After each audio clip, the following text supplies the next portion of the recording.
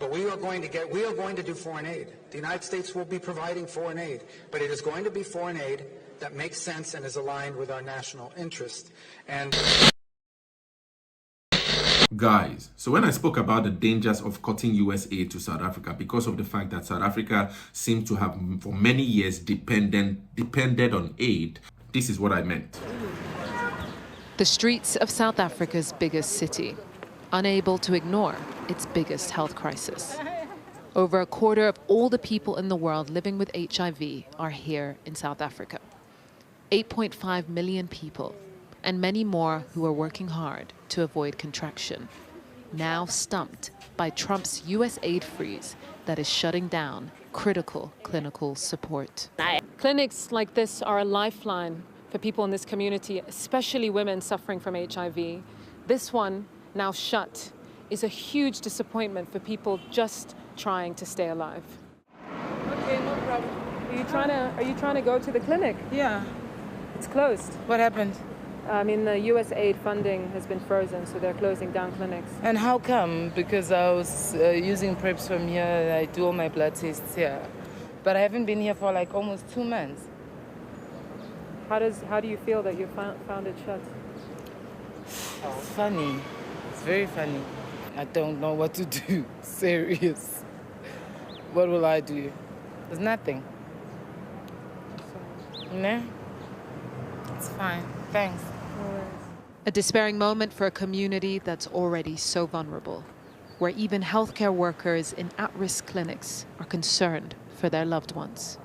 Yeah, guys, so this is actually one of the things I've been speaking about. And now Marco Rubio is still actually thundering really hard that US will only fund cases and causes that actually make sense. I really don't know if probably they would count the South Africans almost 8.5 million HIV positive patients as something that makes sense, because you know I've seen also many politicians in the US arguing that they cannot be taking care of countries that are actually already rich. This was even actually Donald Trump's statement by himself. And so how this affects South Africa's aid situation is actually, for me, a really big crisis. And these guys are not really joking. Marco Rubio, I think they were argued that probably they might open back some of these funds that were cancelled, but only the ones that make sense, as you could hear. And I think that's really scary, because I really don't know, if China and Russia and the BRICS countries. I saw Prime Minister of India, Modi, actually make a state visit to Donald Trump. I'm making some videos on that on their speech as well.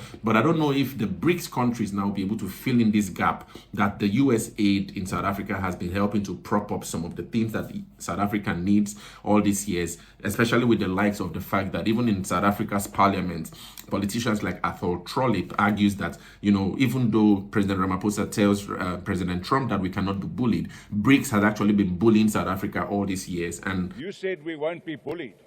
Thereafter, President Trump issued an ill-informed executive order, fueled by divisive narratives designed to fracture us. The truth is, for years we've been bullied. Our BRICS partners dictate who may and may not visit our country, such as the Dalai Lama, and who we can and cannot engage with, such as the Taiwanese government. You have chosen friends that are pariah nations, that are neither democratic nor uphold human rights, nations at war with their own people through repressive regimes.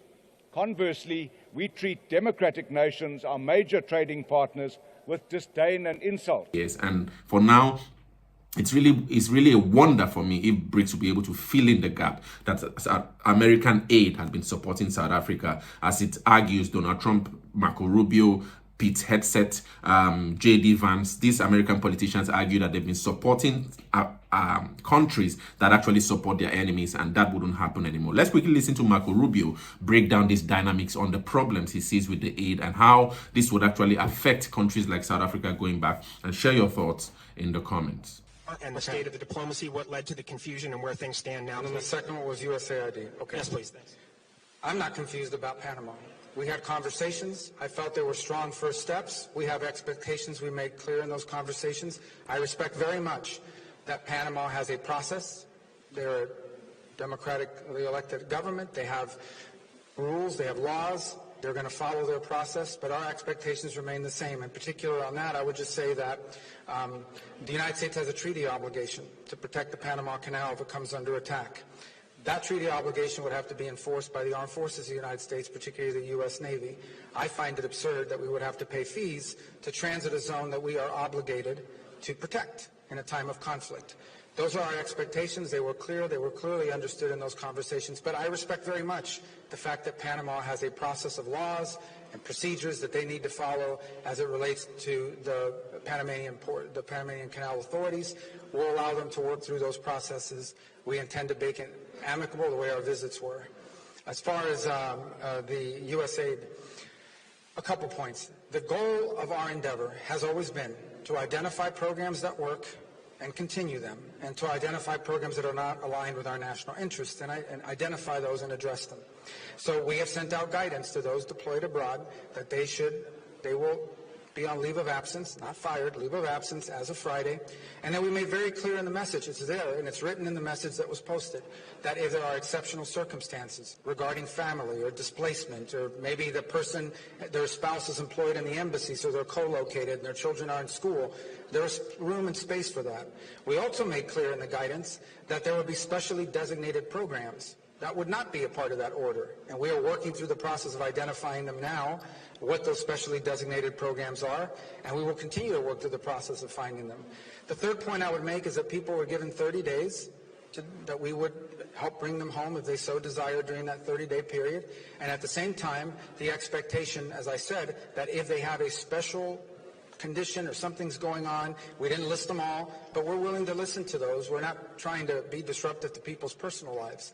We're not being punitive here.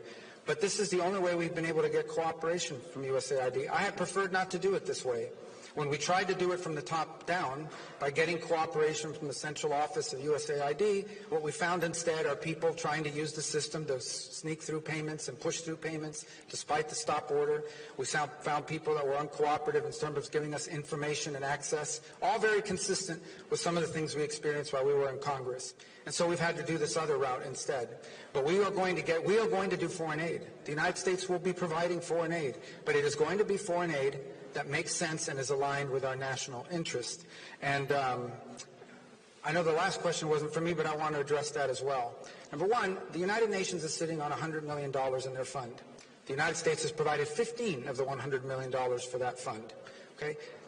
Only 13 million of that is currently frozen. That means they still have $85 million plus the 1-point-something million they spent that we already have in there available for the mission. That's clear. And that's not an impediment to the mission continuing. Beyond the UN fund, I've issued a waiver providing for the use of, I think it's close to $40 million of additional support. And those contracts are out there and they're working now. They're providing logistical support both to the mission and to the Haitian National Police. Those are facts.